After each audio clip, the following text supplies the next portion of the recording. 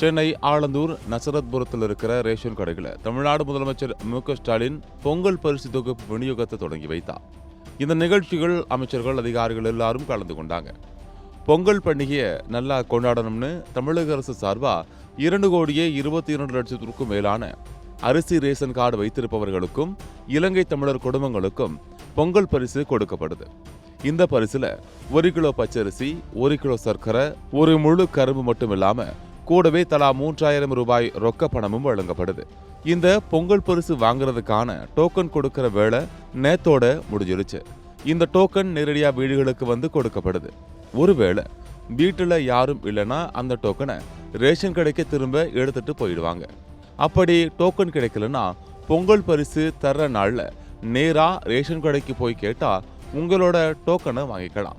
டோக்கன்ல எந்த நேரத்துக்கு வரணும்னு எழுதி இருக்கும்.